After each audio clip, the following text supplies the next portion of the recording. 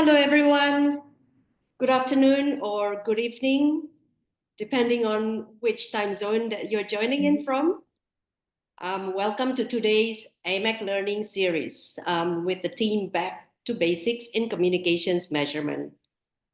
Now, as we know, the communications landscape has undergone an incredible transformation in recent years, and with brands now navigating an ever-evolving complex landscape, complex media ecosystem spanning from traditional media, social platforms, user-generated contents, and more recently, AI-curated feeds.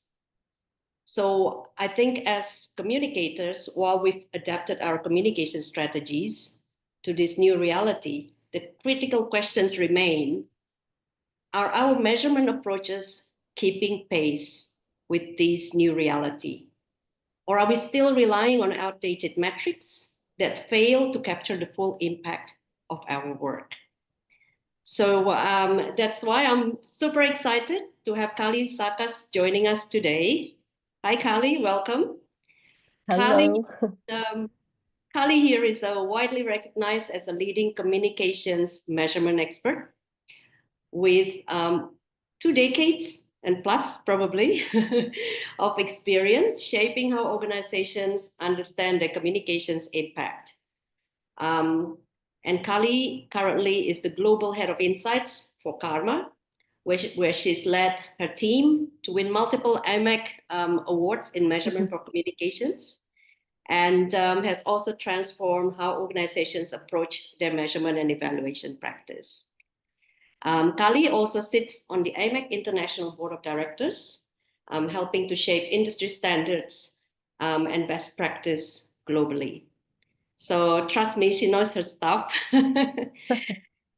And so thank you for being with us. And I know that this is an evening in Melbourne, so thank you.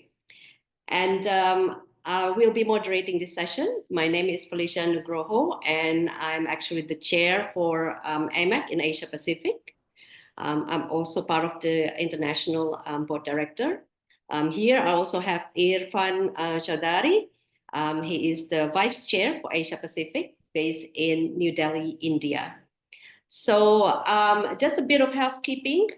We make this session informal. So if you do have questions throughout the sessions, please do put it down in the Q&A session so we can actually try as best to answer it. So without further ado, I'll pass this on to Khali.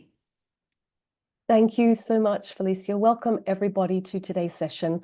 I'm delighted to be able to share some secrets, some advice, some recommendations, some things that I've learned along the way in this incredible industry. Thank you for taking time out of your day to learn more about AMEC and to learn more about measurement. I hope you find it valuable. We will share all of the resources that I'm going to talk you through today, so you'll have more time to go over it as well. I'm going to share my screen and talk you through the presentation today. Let me just share this.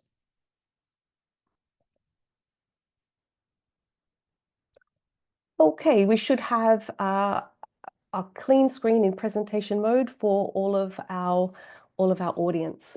Today, we're talking about back to basics, and I really wanted, I promised the APAC chapter to keep this very practical, to provide real-world examples for you on clients that I've worked with, the work that we've done at CARMA and within the APAC region, to really try and highlight how you can move from measuring, how you can evolve your measurement, how you can start measuring, how you can bring change in terms of the way that you're measuring and evaluating your communications. So today is really a deep dive into what we've found as a winning formula. Can't wait to take you through it. Obviously, today we have Felicia and myself taking you through it. We're also really excited to have quite a good Q&A time allotted. So really looking forward to discussing and hearing your feedback and questions at the end of the session. Today's agenda, I've tried to keep it fast paced and I've tried to cover a lot of ground here. So I'm going to take you through the current state of measurement in Asia Pacific, some interesting trends from the latest ICO report. We'll have a look at where we stand in terms of measurement. Then we'll fast track to what I call the Fast Five. So the best 5 tools that AMEC has to provide you with the support, the resources that you need to take your measurement to the next level. We'll then move to a discussion about evolving your measurement. How do you actually start to empower your teams to change? If you're currently using AVEs, what do we recommend as the best way to actually encourage people to use other methods? What more could you be doing for your clients if you're a part of an agency? How can you actually evolve? What are the steps that we've found that work quite well in global and regional organizations? We'll then have a little interactivity. So we've got a little session to really try and bring it to life for you. We've got a case study on CARMA and BMW Singapore worked together to measure the effectiveness of the BMW i4 launch in Singapore. So we'll talk a little bit about that. We'll then close the presentation part of today by looking at how you can avoid some common pitfalls when you're bringing about this change or when you're doing measurement and evaluation in general.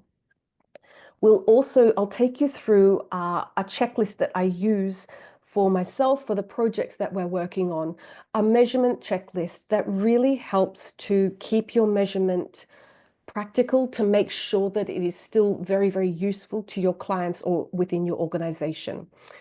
Then we'll move on to our favorite part, which is opening the floor for your questions and comments.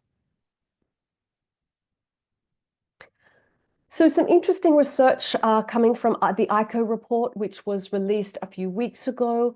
And this, we're looking at the measurement and evaluation section of that report. And we're looking at the way that metrics are used within organizations. So this is a survey that goes out to PR professionals. I think there's about 227 PR people that respond to this survey. And the findings let us know the emerging trends, and they really indicate some of the things that might be changing within our industry. So one of the things that has been very prominent in the use of measurement and evaluation metrics is that it's always been used for reporting. Monthly, quarterly campaign reporting. 73% of PR professionals still use evaluation metrics for reporting. What I find really interesting and potentially a big emerging trend with measurement is that planning and decision-making are becoming much more important.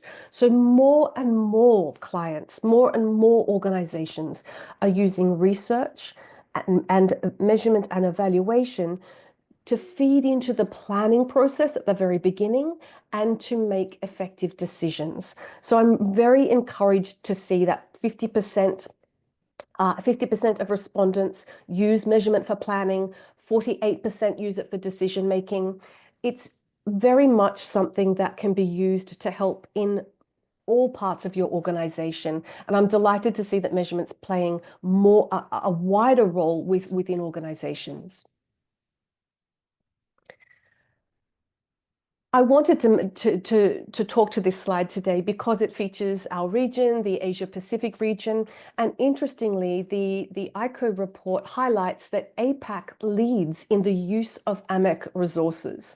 So this is a really strong result for those companies and businesses, organization in Asia Pacific that have gone on that journey to actually engage with AMEC and to learn best practice and to engage with the materials. So congrats everyone that's joining us from APAC today. More work still to be done, but really encouraging to see that, especially in those emerging markets, that the resources are there to help people go on that journey. The use of AVEs obviously varies between markets. We see really high rates in Asia Pacific still. We see high rates in Eastern Europe and Latin America. It's obviously something that AMEC has worked hard to provide alternative options for, and it's something that we advocate is not the true value of communication. So something to keep in mind. The slides that we'll go through today, something that I was very mindful of in designing today's session was that most of you will have AVEs somewhere in a report. Most organizations in this region still have a slide or some type of reference to a PR value or an AVE or another kind of vanity metric. That's fine, but there are ways to actually help your organization or your clients move from this type of measurement to something that's more holistic, comprehensive, and compelling. I'm going to now take you through AMEC's top 5 tools and resources, and this is according to me, one of the most important things about what I call the Fast 5, and something that really has helped me, especially in the last 2 years. I was using the AMEC's integrated framework. I was using the Barcelona principles to guide me in the industry. What I wasn't using were all of AMEC's resources. So using 5 out of 5 is a challenge that I would like to give you today of, are you actually embracing and engaging with all of these resources? Because it really helped me make it easy to take clients to that next level.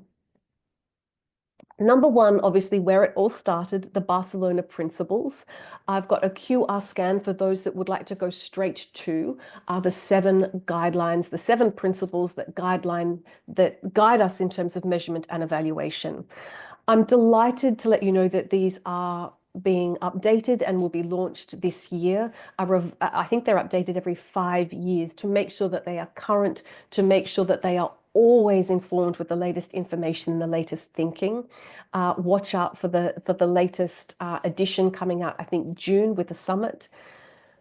I would say that the new Barcelona principles are an evolution from the current. They're not a revolution, but one of the things I would encourage everyone on the call to do is to really look at the supporting materials that go with the Barcelona principles. There is so much guidance, there is so many references and so much great content that you can share with your teams, but also learn.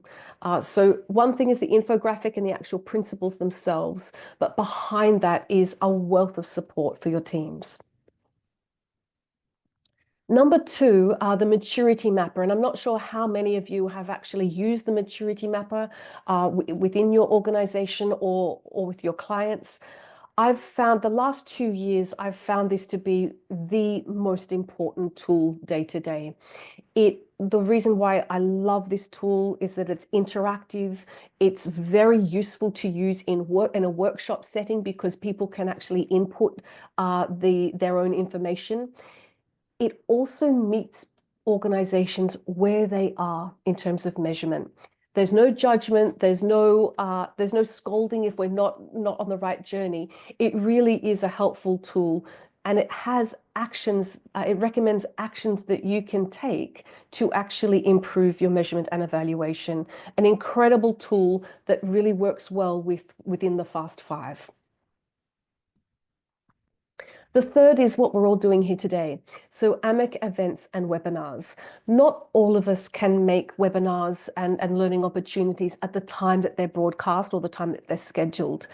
I think it's wonderful that how many resources from previous years are available on YouTube, are available on demand for AMEC members and non-members. So I encourage you to go back and have a look at all of the wonderful sessions that Felicia and the APAC chapter have put out, as well as all of the global events that AMEC supports as well.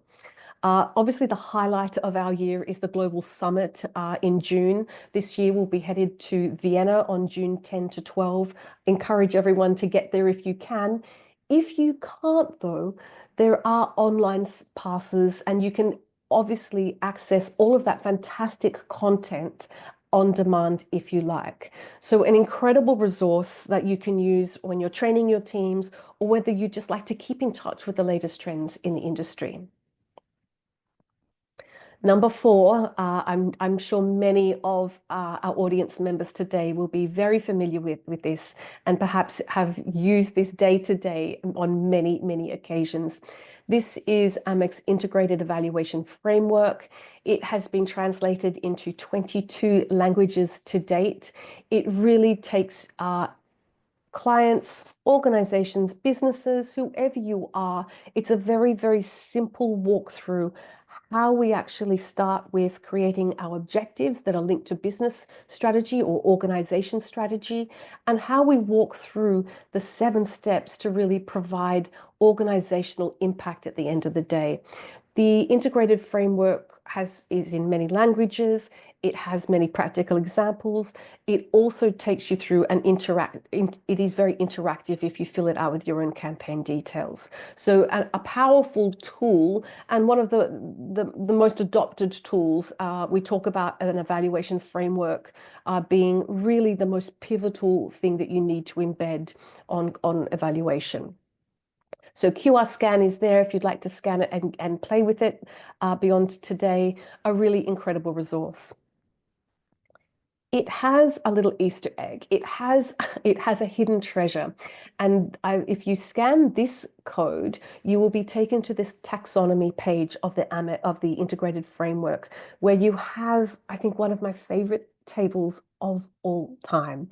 This is the integrated framework with practical examples of the metrics that are relevant at each stage, from activities, outputs, outtakes, outcomes, and impact.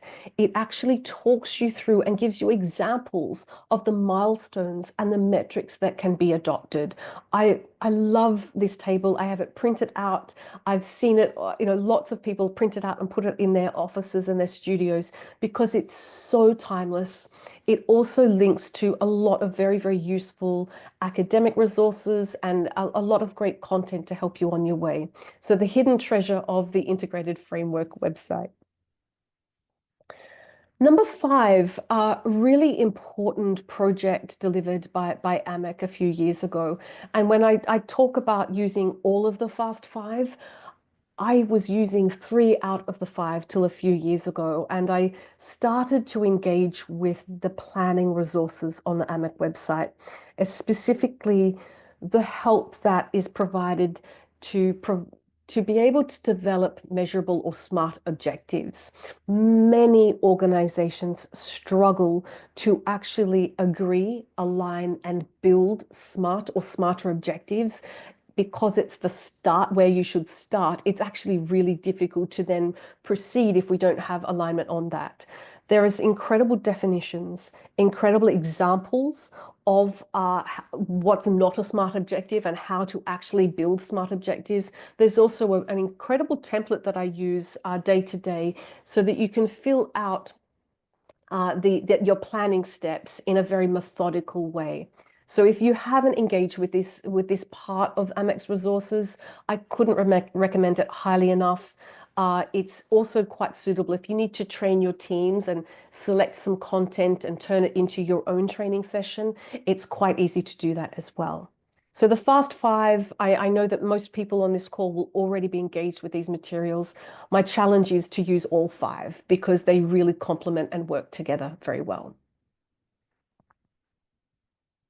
I'm now going to talk you through the 4 steps that we advocate for when you're trying to start your measurement, or if you're trying to achieve something different from your current program.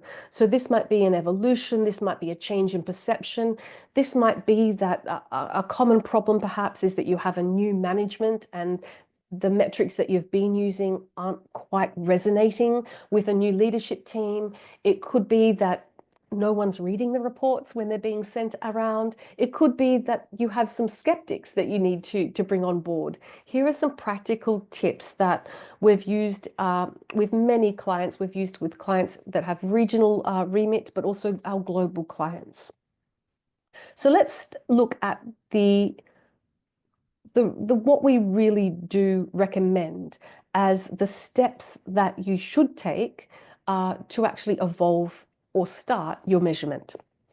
Now, you'll notice that I'm not here. I've talked about step 1 being hearing sessions, step 2 being education, step 3 being workshops, and then step 4 is the pilot project. And I think what we find as people that love data and love the insights part of this work, we often jump to the campaign or the pilot project or what the report will look like, when that's not actually the thing that needs to change at the start. What we need to acknowledge at the start when we're trying to make a change is that this requires a growth mindset, that evolving your measurement to be the best it can be requires a huge amount of buy-in from your internal and sometimes external stakeholders. And it requires potentially some education and awareness along that journey. So let me talk you through what we recommend. Step 1, quite simple process, but hearing sessions, sharing sessions with your stakeholders. You need to map your stakeholders and you need to listen to what their challenges are about your current measurement program. What stands out for them? Where do they want to take it? What are their blockers? What will success look like to your internal stakeholders? This is also where you find your skeptics. It's also where you find some really great ideas for where people would like to go with their measurement. Step 2 is usually a piece of training. It's usually some form of education about best practice, using the evaluation framework, or learning from others. So learning from best case studies, learning from what has been adopted from others is sometimes a very practical way to make the case for change. Step 3, and I think one of the most fun things we do at CARMA and within measurement is really bringing people together to workshop through the possible challenges. And on this slide, I've got 4 of the main challenges that we find, and we usually target our workshops to actually meet these challenges. So one of the first challenges is always to setting measurable objectives that are linked to the communication strategy. These are always quite difficult.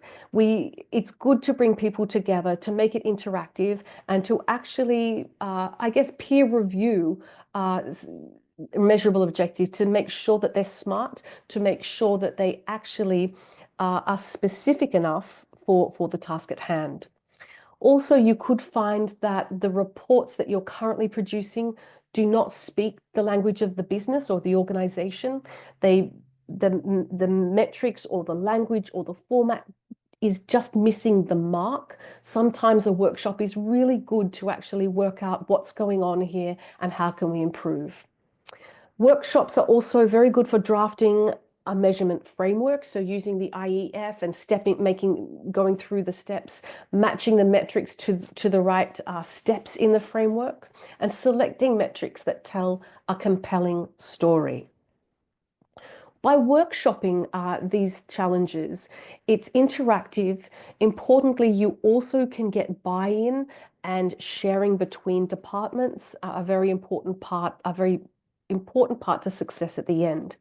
Once you've done this, we recommend to select a very, very small pilot project, to not start by implementing grand scale change throughout the whole organization. It's often quite good to pick something small, time-bound, and do a pilot, because these are new things that you're introducing. You'll want to be able to tweak it. You'll want to be able to assess whether it worked or not and change it before you go more widely to your organization. So a small pilot project is always a wonderful place to start when you're really introducing some change to your measurement.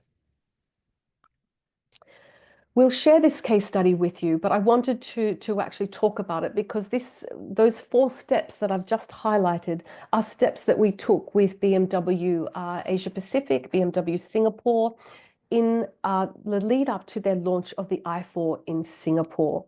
We had some challenge. They had some internal challenges with coming out of COVID for this launch, but we really did start by workshopping and started by really talking about what success meant to the team and really trying to bring in other departments to this journey.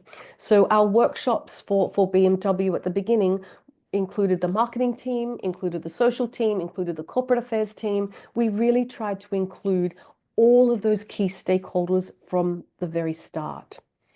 And we picked the I4, we picked the I4 as that pilot example. So this wasn't something that was, we didn't stop doing any of the measurement that was currently in place, but we selected one small campaign that we could try the new approach and see how it went. So you'll get the full details of this as a take home so that you can read it in further detail. But where the success was is really about consulting workshops and creating that framework together with the key people that needed to be involved. And that really helped us report on the impact of the I4 launch in Singapore and really helped us elevate the metrics that we were looking at. And obviously, we were really delighted that this whole process, we won 3 Gold AMEC Awards for this project in 2023. And for those getting prepared for the AMEC Awards this year, I think this is a fantastic example of how important the process is for the AMEC Awards and how the judges are looking for the adoption of best practice and the way that you've engaged with best practice materials. Quite often we think of awards as, oh, we shouldn't put as campaigns, but this was really about going back to basics and working out how we were going to draft a measurement framework that worked, how we were going to break down some silos internally that helped us get the right metrics for this report. So I'd encourage everyone to focus on the results of your campaign as well as the process that you've adopted. The relevant categories for this type of award were a small budget because it didn't take very much investment to get a draft framework done. And it was first steps on a measurement journey and most effective measurement in APAC. So you do have a lot of opportunity to get recognized by AMEC for the process as well as the campaign results. I'm now going to stop presenting and go to a little bit more of an interactive session here.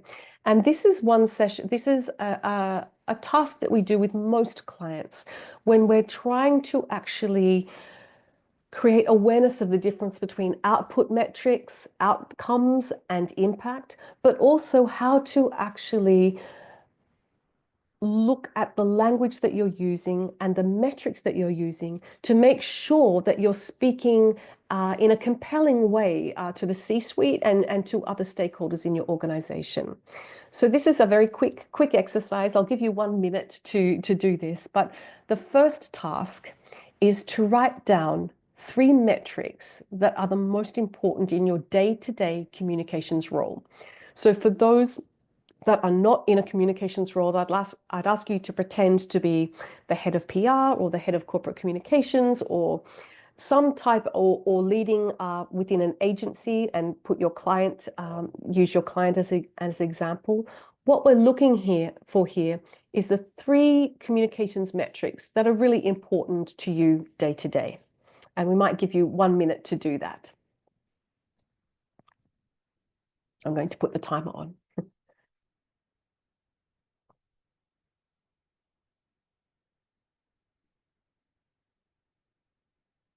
For those that you are brave, I could also, you're absolutely welcome to use the chat function to share your 3 metrics.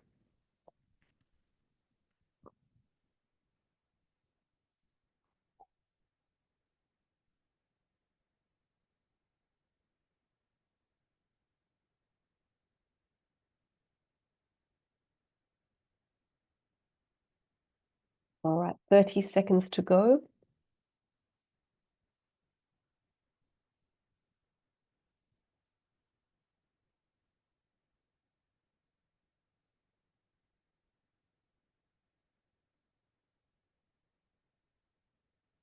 All right, 10 seconds.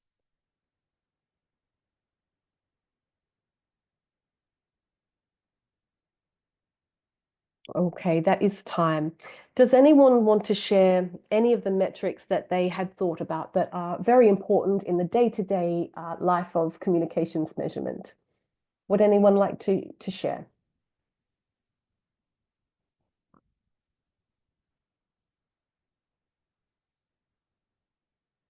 Just check the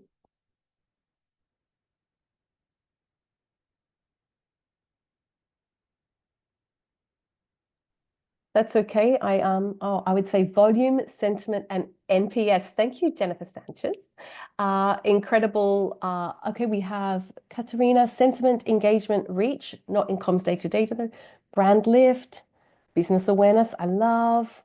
Thank you for your suggestions. We're now going to just we're now going to swap because I'm just going to escape this. Give me one moment. We've got news for you that congratulations that you actually have been awarded a very, very big appointment and that you are now the CEO of your organization. And I want you to actually move through to, let me just get rid of these, sorry. I want you to now write down 3 metrics that you will need as a CEO. So you've moved into your new office. You are now managing marketing, communications, finance, product. You have got a whopping promotion, but you now need to actually define what will help you in this role. What are the 3 metrics you will need as a CEO that will define success for you? How will you know at the end of the day that your communications function is performing and effective? I'll give you 1 minute from now.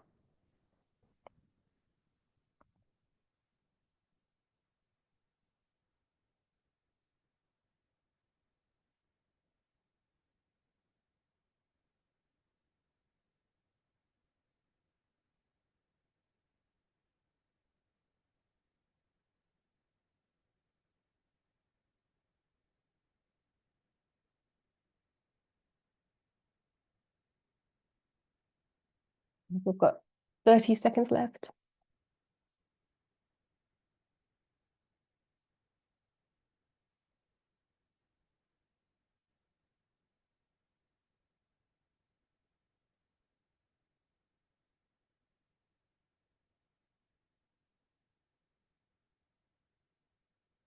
Okay, 10 seconds left.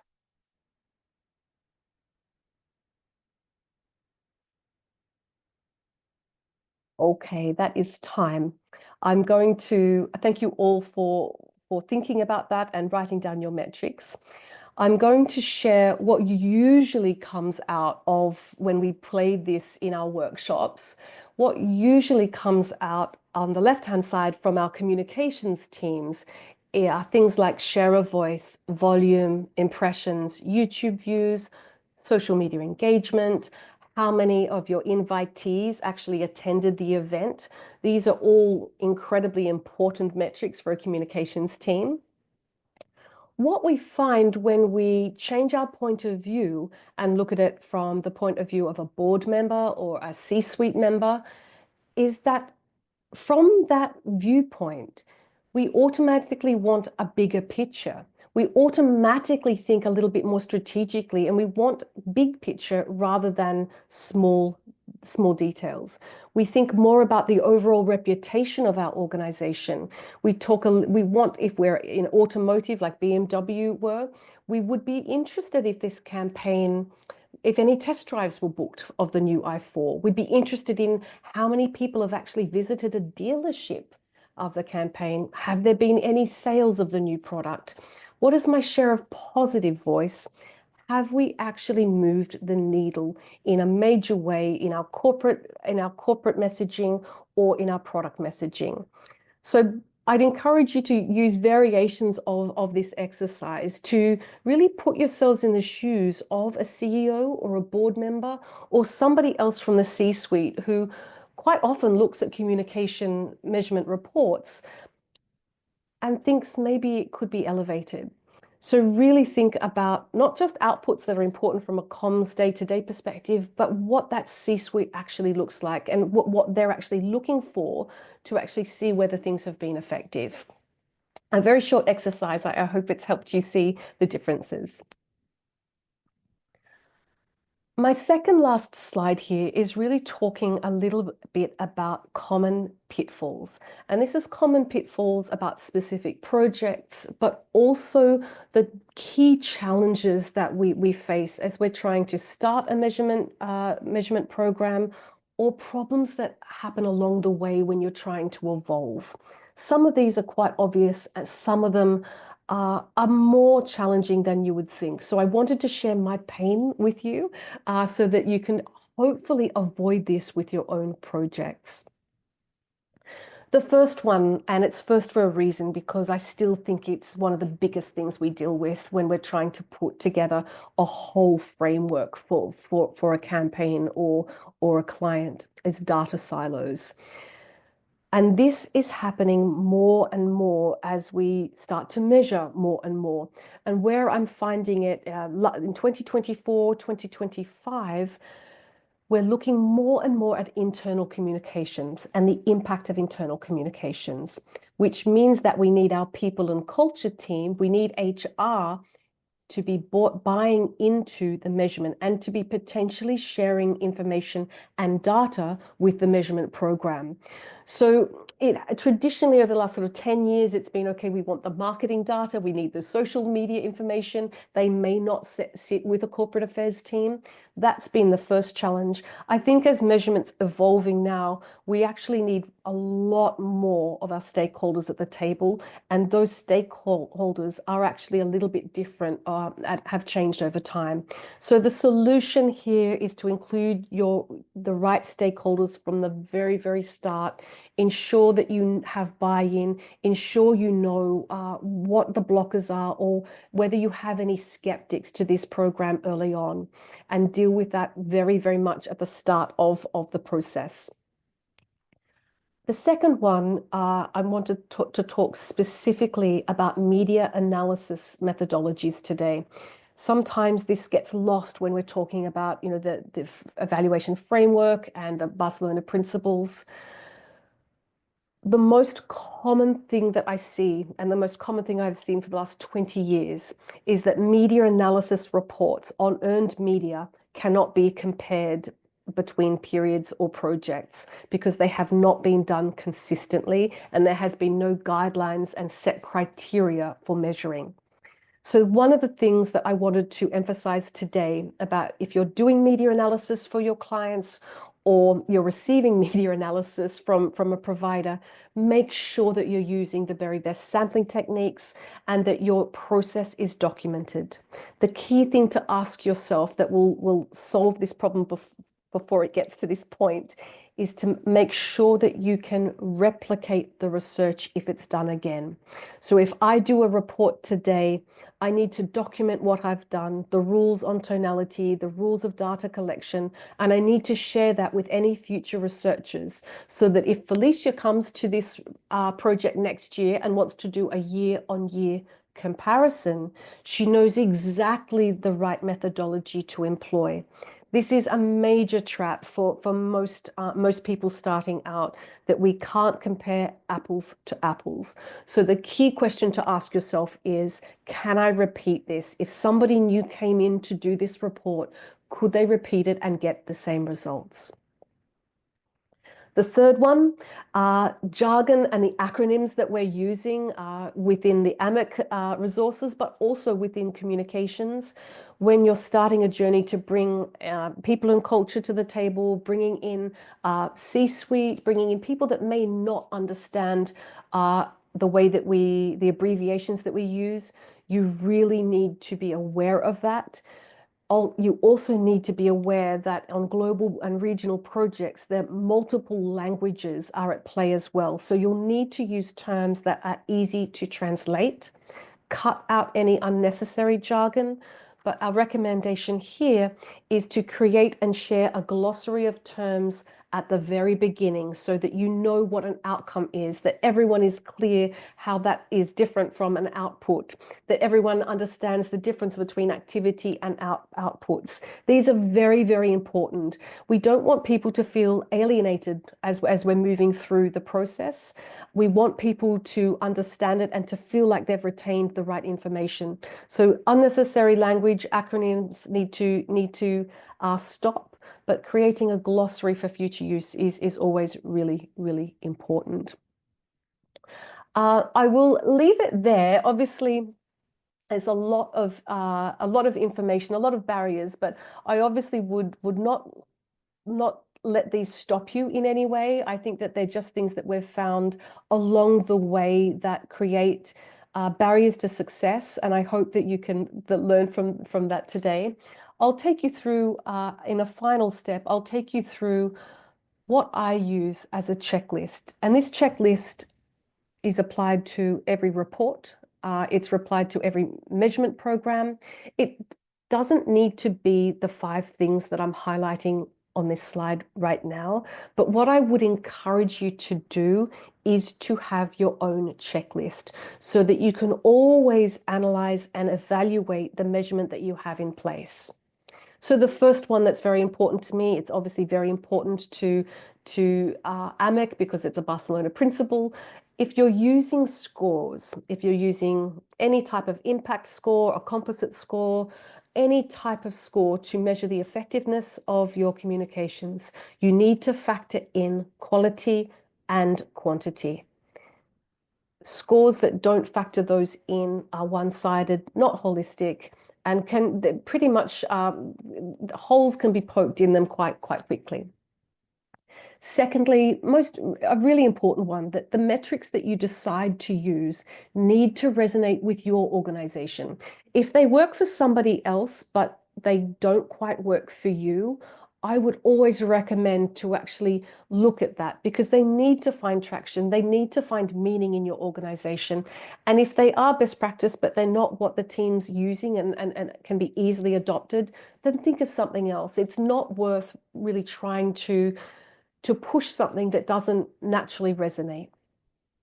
Metrics, the third one here, metrics always need to be in line with your strategy. Things that can be counted are fine, but they don't always count. Make sure that your metrics aligned with your strategy. My fourth one, I believe that when you're completing research for a client, or when you're commissioning it for a client, or whether you're measuring your own success, that evaluation needs to help you make future decisions. And one thing I always ask is, will it help me stop an activity that isn't working? And that's the true test of measurement and evaluation, whether you can actually stop doing things, stop spending your finite energy on something that isn't effective, whether that be sponsoring a fun run or an event that's just always happened but isn't really in line with the current company strategy. A good test is of your measurement is to see whether it's telling you what you should start, what you should continue, and what you should stop. Lastly, also, I think measurement needs to provide you with actionable insight. I do think it needs to be practical. I do think it needs to be a little bit of a guide to really help you, not firm recommendations. I don't think all reports need to have strict recommendations, but they need to guide the audience on where to look or where to ask more questions. With that, I will stop sharing my screen and we'll move to Q&A, comments, and feedback. Thank you, Khali. That was some really insightful. And I think we do have one question here. Okay, this is from Masaki. I would like to focus on improving brand communication efficiency through analytics. To achieve this, are there any tools available that can combine the outputs of all communications initiatives with brand image survey results to identify which initiatives were effective in creating an impact? It would be helpful if you could share cases from B2B companies. I I would be interested in your thoughts, Felicia, for this question. But from my experience, I have not found one tool or one single approach that will give you that ultimate outcome of everything. It is a blend of research approaches that will help you answer that question. Obviously, quantitative, qualitative surveys are very important. We have done a lot of work over the last year with integrated research, looking at the impact of brand awareness or PR, earned media activity, on the purchase funnel. This has been an incredibly interesting part of our journey, and it's shown me that the truth or the ultimate answers don't lie in one data set. They're actually in the clever use of multiple data sets. And what we're using, the tool that we're using here is the correlation. So we're looking at the correlation between an activity and an action. That's really, and if we're finding strong correlations between your media activity or your brand activity and your audience's activities and behavior, then you know that you've got that really strong correlation. So I'd suggest a mix of metrics, a mix of methodologies to look at brand. I haven't stumbled across one tool that would answer everything. Yeah, well, thank you for that. I think our experience is the same, and I think always go back to what your objective is. And even for one particular product, depending on the objective, whether you want to raise awareness, increase brand affinity, you want to actually increase considerations, or even drive advocacy. So one thing that you can actually do for each of those stages along the customer journey, you can essentially have different mix of metrics. Yeah. So I totally agree with Khali that there isn't one sort of single formula that actually covers all. Again, always link back to the objective and map out what are the metrics that are relevant to achieve that particular objective. So I hope that answers your question, Masaki.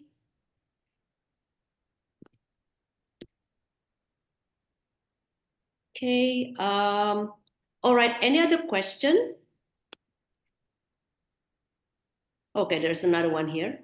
As the product owner of a reporting tool designed to support PR professionals in creating their own reports, I'm eager to better understand your real needs when it comes to reporting features. What are the top metrics you rely on most in your reports? And what is your biggest pain point with PR reporting tools so far? A little bit of research here. I can answer this about some common metrics we see, and there were some metrics that were mentioned today on the slide. So you have some very common things that are in reporting. Share of voice has been around for a very long time, but it has a value.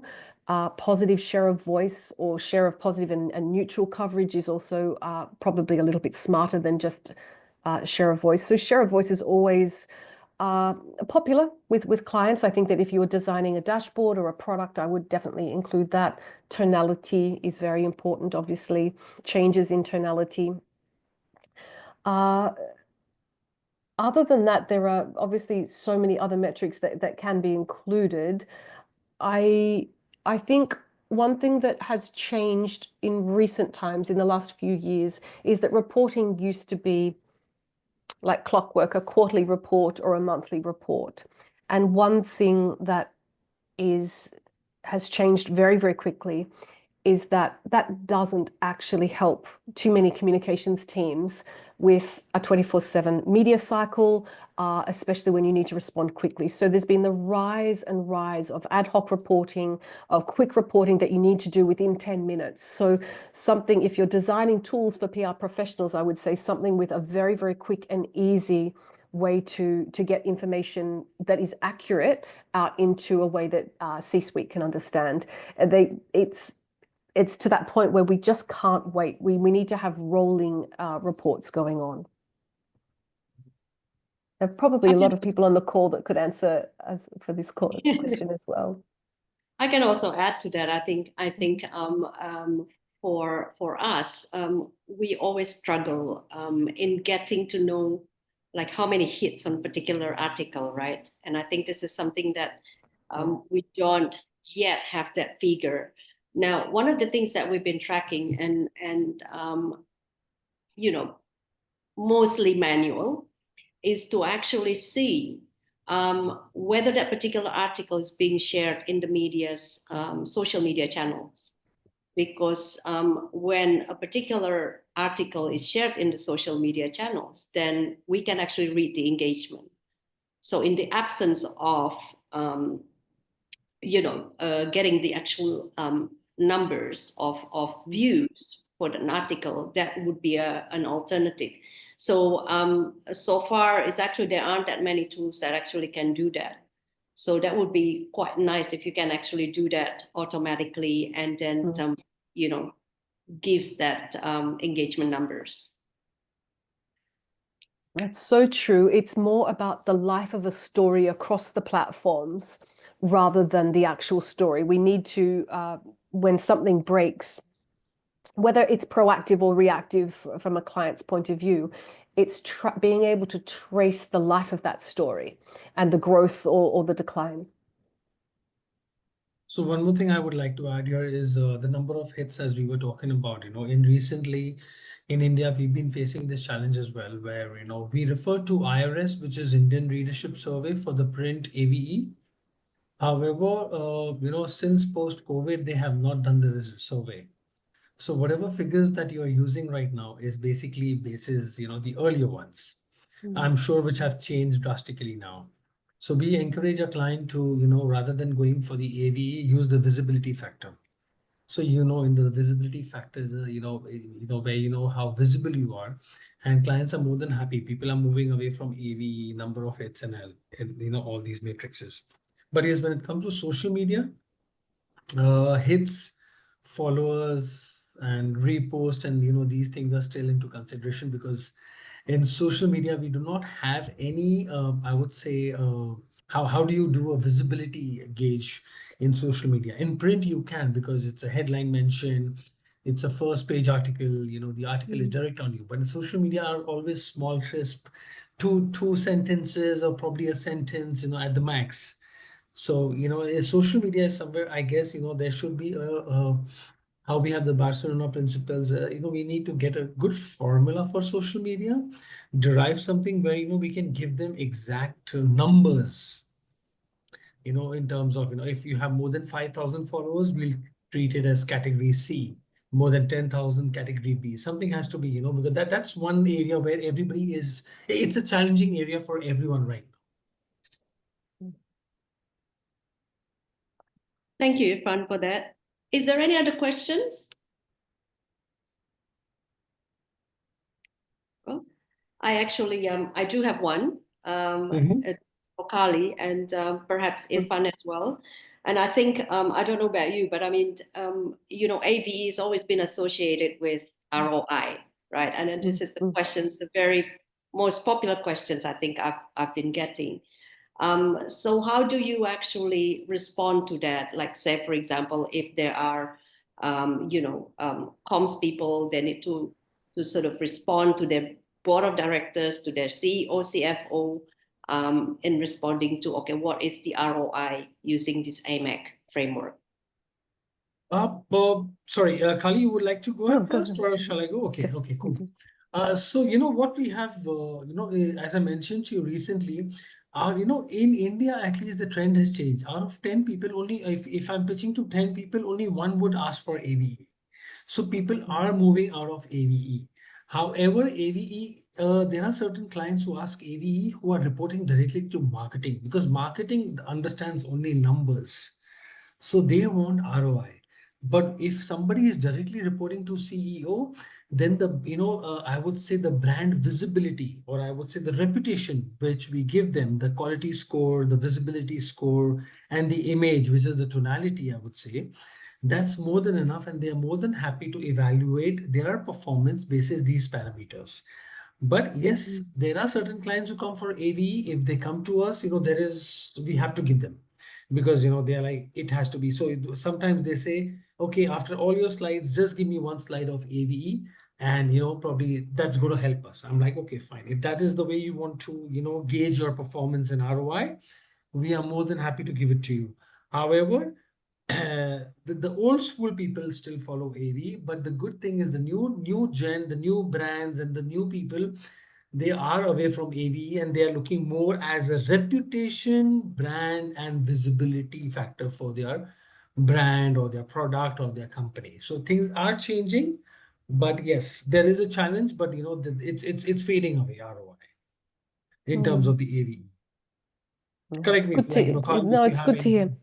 It's good to hear. I think where I've gone wrong in the past is to have an Mhm. all and nothing approach. So Mhm. to talk about ROI as something negative, to say, okay, it doesn't include AVEs.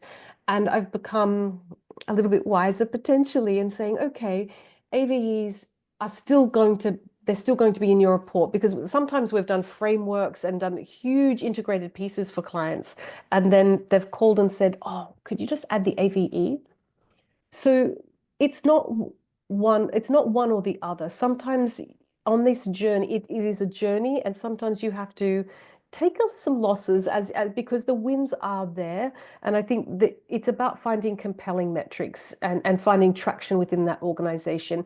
If there's no appetite for the metrics that you're reporting upwards, you'll always struggle to define and prove your value. It's finding that right mix. And I think that things like reputation, as we've mentioned, those broader things that can and should be measured are very, very important. And bring in that qualitative and quantitative aspect that we love. Okay, well, thank you for that. We do have one more question here. We experience the challenge even in the output and outtake stage. It is particularly about the media tier, which most commonly depends on the agency experience and our opinion towards that publisher. For example, their credibility, their impact to the target audience, and other subjective matters. We have been asked so many times from the client whether the proof of evidence of the tier list and how we rank them. Is there any advice? If there is any tangible, scientific, or statistics ways answering the clients? Because we all know that numbers or data cannot lie. Oh, this is a wonderful question for the person that has raised this. Thank you. This is something that most of the clients that I'm working with are struggling with. So thank you for speaking up and sharing that. Media has fragmented. There are less and less journalists. They're covering more and more. Yet campaigns are getting more specific. So that you're right, it's the most difficult time to manage a media list is right now. It's so complex.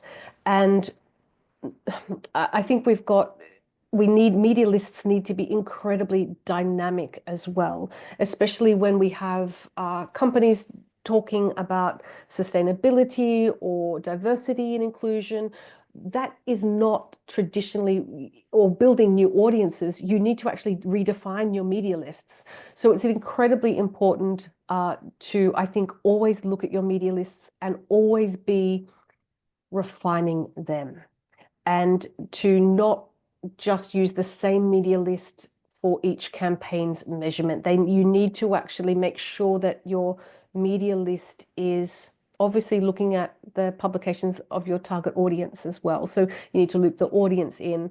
It's a huge part of the workflow now, and it's something that journalists now are constantly updating their portfolios and what they're covering. I've seen them covering more and more and more. They've become generalists.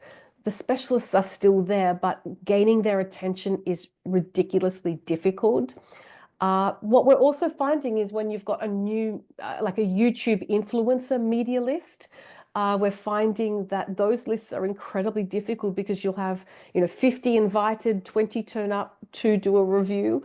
That the fallout rate is quite higher than, say, traditional journalists. So it's something that we need to go back and investigate and use research. So I think research can come back and inform that planning. Where are the publications that your target audience is? Where is your target audience? What is the information that they're consuming? And work backwards. And that process will inform your media list. Because I think that most large global companies are using a media list from 5 years ago and haven't updated as radically as they potentially should have. Yeah, I actually echo Khali here with the media list. I think our experience is nowadays our audiences is actually have their own what we call information ecosystem. So again, going back to your audience research, what are the media, the relevant media that they actually read, right, that they consume? So it should be updated. Especially, I'm not sure about your market in Thailand, but I mean, in Indonesia, we have what we call like homeless media. So these are the media that typically emerge and starting on social media. So they don't actually have a website. So with that, we are actually adding them into our media list. Then again, across different clients, we have different media list. And even for one particular client, depending on their campaigns and depending on their product segments as well. Because sometimes one client, they may, say, for example, if it's a smartphone, typically we would look into, say, a tech or gadget, media. But if they say they are going into a lifestyle category, which we have actually experienced in the past, then we're actually curating different media lists. Because what we want to see, whether, there are actually gaining that attention, gaining that visibility within that lifestyle, segment. So just to answer that questions, I don't think there is a sort of like one way or one sort of fixed scientific ways in curating this. Again, depending on your clients, depending on, again, going back to the objective and your target audience. I hope that answers that questions. I think we are already hitting the time. Well, thank you so much, everyone who's attending this, for all the members. We will make this recording available in the AMEC resource, so you can actually rewatch it, and especially with your team as well. Thank you so much, Khali, for sharing your insights, and I'm sure that's been really useful for everyone. Yeah, look up for our next APAC meetup next month. That will be sometime next month in May. Thank you, Irfan, for joining us. So thank you so much. I got to rush. I have a flight to catch. So safe travels. Thank you so much. Thank you, guys. Thank See you, you, everyone. Thank you, everyone, for attending. Bye, everyone. See you guys.